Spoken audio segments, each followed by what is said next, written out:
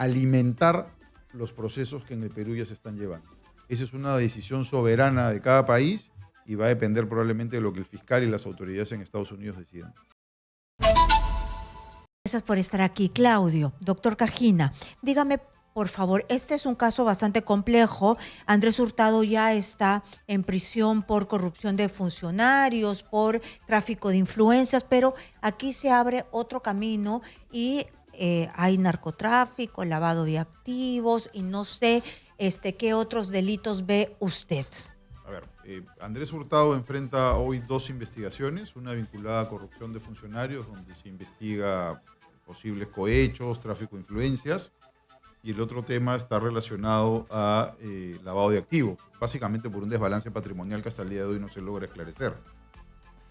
Llama la atención la aparición de la DEA en todo esto, no solo por tratarse ya de un tema de drogas, sino sobre todo porque se trata ya de una entidad o un ente internacional que precisamente interviene cuando hablamos pues de redes importantes, ya sean de narcotráfico o lavado de activos. ¿Cuándo aparece la DEA? Solamente cuando se trata de organizaciones importantes. No aparece cuando son muy pequeñitas, insignificantes, de poca monta. Sí, y en la medida que de alguna manera Estados Unidos como país se ve involucrado, ya sea porque recibe fondos producto de estas actividades ilícitas o porque de alguna manera sus redes financieras se utilizan para movilizar este dinero. ¿Qué quiere decir eso? Que de alguna u otra manera, en la tesis que pudiera estar manejando la DEA, parte del dinero que se habría estado manejando, ya sea en estas redes de narcotráfico, ya sea en estas redes de corrupción de funcionarios, ha pasado por el sistema financiero de Estados Unidos y la DEA debe manejar alguna teoría que de alguna manera se vincule con temas de narcotráfico, ya sea por las actividades de Andrés Hurtado o alguna de sus hijas, ya sea traficando drogas o ya sea lavando activos producto de esa actividad. Es decir, primera hipótesis, si están sus hijas y sus hijas no serían las influencers que dicen ser, ¿no? Porque manejan demasiadas marcas muy ostentosas. Es decir, se quiso blanquear dinero porque la droga sale de aquí, no de Estados Unidos. La cocaína sale de el Perú. Entonces, se pudo querer blanquear dinero negro mediante las actividades en Estados Unidos. El problema, Karina, es que el dinero deja huella, es trazable.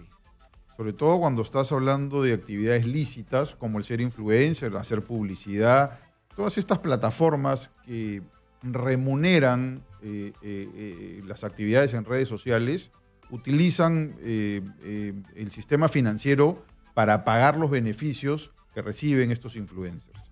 Entonces, allí donde esos beneficios no tengan un correlato o no sean consistentes con el nivel de vida de estas personas, se genera un desbalance que puede llamar la atención de las autoridades. Aparentemente la DEA habría hecho esa comparación y habría encontrado alguna inconsistencia a partir de la cual construyen alguna teoría que hace que se vinculen con las actividades de Andrés, el papá, y probablemente con algunos otros cárteles de drogas, como se ha dicho ayer en televisión. Y además se tendría esta complicación aún más compleja si es que hay 2 personajes que, según Perú 21, estarían en Estados Unidos y estarían fungiendo de informantes, colaboradores, no sé cómo se les dice allá.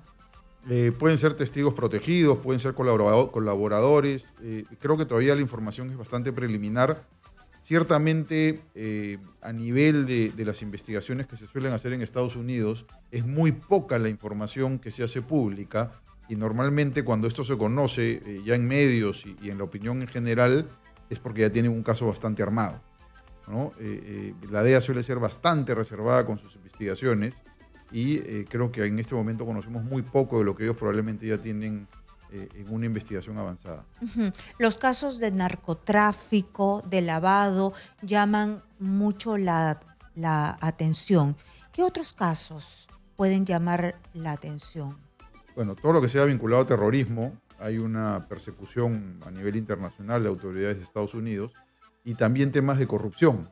Los temas de corrupción en los últimos años han despertado mucho interés en Estados Unidos. Recordemos que el caso Odebrecht cae precisamente por una apertura de información en Estados Unidos.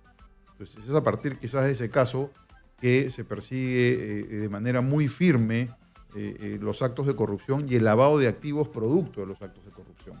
Entonces no descartemos que por ahí puede también venir una línea de investigación de parte de las autoridades de Estados Unidos. ¿Y cómo se manejan estos tipos de casos que ya, yo no sé si llamarles de alto perfil? Tú has tenido casos de alto perfil. ¿Cómo actúa un país que se ve dañado por actividades ilícitas de un peruano? ¿Lo llama hacia su país? Va a depender del nivel de afectación que consideren las autoridades del país involucrado, pero sí puede generarse un pedido de extradición, donde en este caso Estados Unidos podría pedir que el Perú entregue a un connacional para ser juzgado en Estados Unidos. Y la otra alternativa es, con la información que se generen en las investigaciones en las autoridades americanas, alimentar los procesos que en el Perú ya se están llevando. Esa es una decisión soberana de cada país y va a depender probablemente de lo que el fiscal y las autoridades en Estados Unidos decidan. Y en el caso de las hijas, ellas viven en Estados Unidos, están allá, no han venido, no han regresado, y la sospecha es que que habría un desbalance patrimonial. ¿Cómo se manejaría en ese caso? ¿Se les expulsa? ¿Se les hace un proceso? Porque ellas son peruanas. Sí, pero las reglas de competencia en Estados Unidos son particularmente muy exigentes en términos de perseguir a quien comete el delito dentro de Estados Unidos. Pues más allá de que sean peruanas, si el delito se comete en Estados Unidos y los efectos de ese delito también se producen en Estados Unidos, lo más probable es que este sea un caso juzgado en ese país. Las autoridades de Estados Unidos, allí donde consideren que tienen un caso contra estas señoritas, lo más probable es que sean procesadas allá. Entonces no se le deja salir. Ya dependerá de las medidas que tanto a nivel de Fiscalía y Poder Judicial se tomen en Estados Unidos. Recordemos que el tema de las prisiones preventivas en Estados Unidos tienen un manejo distinto al de Perú. Allí funcionan muy bien los esquemas de fianza, los esquemas de caución, donde por lo general los investigados y procesados siguen sus juicios en libertad a cambio del pago de una fuerte cantidad de dinero que sirve de garantía de que no se van a fugar, y finalmente son encarcelados con la sentencia en la medida que ésta sea condenatoria. En el caso de Chibolín, de Andrés Hurtado, estas juntas con el líder el cabecilla de la Gran Manzana, décadas anteriores con Vaticano, no haber podido sustentar cómo se mantenía, haber querido fugar de la justicia porque según el juez no tuvo arraigo, por eso está en prisión. ¿Se le ha complicado más, se le va complicando más su estatus? Bajo los estándares que se manejan las prisiones preventivas en el Perú, sí. Sin embargo, yo sigo defendiendo que hay algún nivel de abuso en este tipo de prisiones preventivas o preliminares en algunos otros casos. Yo creo que situaciones como estas tranquilamente podrían investigarse con otro nivel de afectación personal, garantizando de que no va a haber una fuga. Podría ser una prisión domiciliaria, impedimento de salida, vigilancia policial, pero digamos que los últimos casos emblemáticos en el Perú nos han demostrado que en este tipo de situaciones y bajo esos criterios suelen dictarse prisiones preventivas. Sin duda ha agravado su situación con todos estos elementos que comentas. Pero desde la mirada de los Estados Unidos, si es que le han puesto ya la puntería, todo lo que ha pasado en el país y lo que ellos están observando es, digamos, un blanco certero, fijo, como para jalar la pita.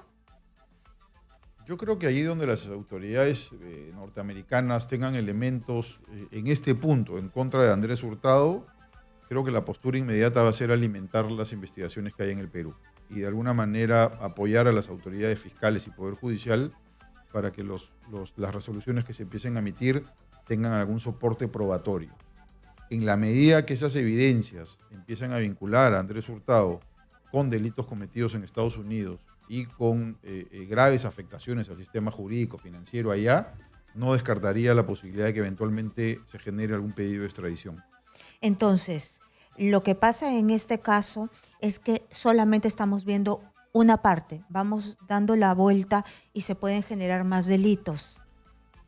Sí, y sobre todo teniendo en cuenta que el nivel de reserva de las investigaciones en Estados Unidos es bastante estricto. Creo que conocemos muy poco de lo que se puede haber generado por allá y por lo general esto se hace público en el momento que el fiscal presenta un caso ante el juez, que es cuando ya pide al juez que abra un juicio. Entonces, digamos, el manejo de estas materias es distinto en Estados Unidos a cómo se manejan en el Perú. Entonces creo que todavía hay mucho por descubrir de lo que pueden estar investigando en Estados Unidos. Uh-huh. Entonces, aún hay que ver qué es lo que pasa, ¿no? Y qué es lo que viene después con las hijas, pero de hecho es que es una caja que todavía hay que escarbar ahí más, porque el periodismo es un caso aquí, muy sí, complicado, es un caso complicado, complejo, creo que vienen sorpresas, creo que se conoce muy poco de lo que pudiera eventualmente llegar a conocerse en este caso. Uh-huh. Quería cambiar un poco de tema, porque hoy día ha habido una seguidilla de audiencias, ¿no? Y creo que una de las más llamativas ha sido la audiencia de la interoceánica con Toledo. Escuchemos qué es lo que ha dicho Alejandro Toledo el día de hoy durante la intervención de José Domingo Pérez. Escuchemos. Por lo tanto, podemos afirmar, ya de cara al cierre de este juicio oral, que Alejandro Toledo Manrique solicitó $35 millones a cambio de que la empresa Odebrecht ganara el proyecto del Interoceánica Sur y los acuerdos pactados. ¿A quién solicité yo? A ver, señor Alejandro Toledo Manrique, mientras el Ministerio Público habla, usted solamente escucha, ¿ya? Su abogado va a tener la oportunidad también de decir todo lo que está indicando el Ministerio Público. ¿Está bien? Bien, adelante, continúa, señor fiscal. A ver, un ratito, por favor, mantenga la compostura, de lo contrario nos vamos a ver en la obligación de sacarlo y eso no sería bueno, ¿ya? Entonces, vamos a continuar. Señor Toledo. Bueno, ¿a quién solicité yo? Dice todavía, ¿no? ¿En qué? Da risa, de verdad, Toledo. ¿En qué estado estamos ya? ¿A dónde estamos entrando en el juicio de Alejandro Toledo? Estamos en la etapa de juicio oral, que digamos es la antesala de la expedición de una sentencia. El fiscal está presentando su alegato final, aparentemente, para que el juez, después de actuar, los jueces en realidad, después de actuar la prueba y la evidencia que se ha oralizado durante todo el proceso judicial, puedan tomar una decisión sobre la culpabilidad o inocencia de Alejandro Toledo.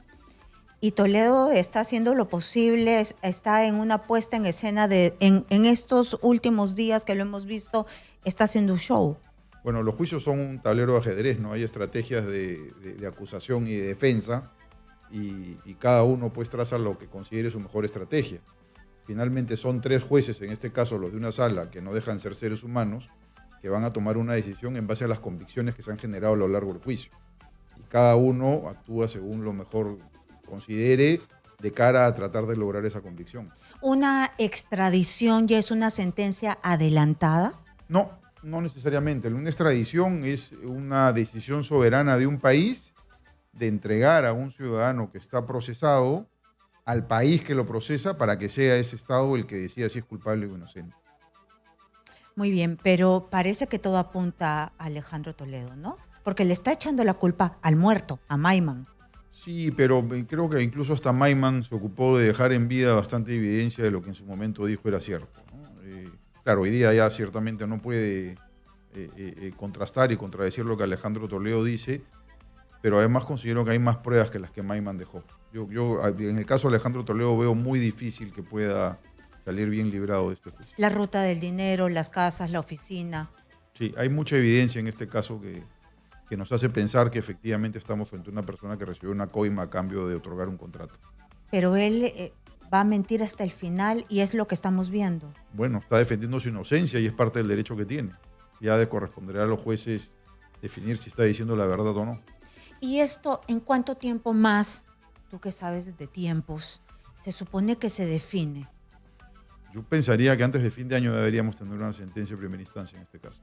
En primera instancia. Sí, el juicio oral, o sea, el proceso penal está dividido en 4 etapas. Tienes la investigación preliminar, la investigación preparatoria, la etapa intermedia y terminas con un juicio oral. Estamos ahí. Ahí se va a dictar recién la sentencia de primera instancia. Si alguna de las partes, como probablemente va a ocurrir, no está de acuerdo, se generará un recurso de apelación que será conocido por otro colegiado y recién ahí podrás tener una sentencia de segunda instancia. Y si no estás de acuerdo con esa sentencia de segunda instancia, eventualmente, si se cumplen los requisitos, podrás plantear un recurso de casación para que sea la Corte Suprema quien finalmente decida la suerte del caso. Entonces, más allá de que estemos cerca a una sentencia de primera instancia, para hablar de un proceso, un juicio terminado y una sentencia firme, todavía falta regular tiempo. Es decir, de todos estos procesos, los megaprocesos de Lavajato, de las cabezas importantes, todavía estamos lejísimos, No, sí. verdes, Sí. para una sentencia firme. Sí, creo que este es uno de los pocos casos que está en juicio. O sea, los demás están en etapa intermedia y por ahí alguno otro quizás empezando el juicio, como el caso de Cócteles. Pero en el caso de Cócteles hay creo que miles de testigos y esas audiencias Ahí de va a ser juicio el van a testigo. demorar 2, 3 años probablemente, ¿no? Pero ya ha pasado Sí.